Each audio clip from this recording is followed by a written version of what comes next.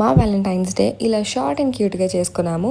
So ఎక్కువ plans లేవన్నమాట. ఇంకా మార్నింగ్ నుంచి అలా టైం స్పెండ్ చేసేసి ఇంకా ఈవినింగ్ డెకాథ్లాన్కి వెళ్ళామన్నమాట. కొన్ని స్టఫ్ కొనుక్కోవాల్సినవి ఉంటే మా హస్బెండ్కి ఫేవరెట్ అనమాట డెకాథ్లాన్. లైక్ కొంచెం క్వాలిటీ అండ్ కంఫర్ట్ రెండు బాగుంటాయి అని చెప్పి మార్నింగే మూవీకి వెళ్ళాం కదా. సో ఇంకా ఫుల్ వచ్చేసరికి ఎనర్జీ పోయిందనమాట. అందుకే వచ్చేసి ఇంకా మంచిగా స్లీప్ వేసేసాము. దట్టు మా ఇంట్లో పవర్ లేదు. సో మొత్తం ఏరియా మొత్తం ఒక 4-5 అవర్స్ లేదనమాట. ముందు రోజు నైట్ కూడా లేదు.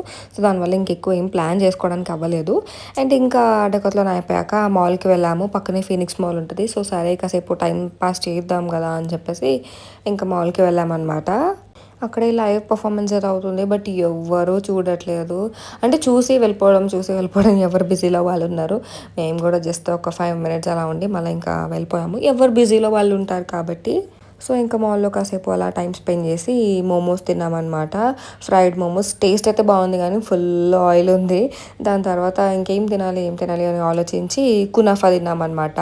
టేస్ట్ అయితే టూ గుడ్ అసలు.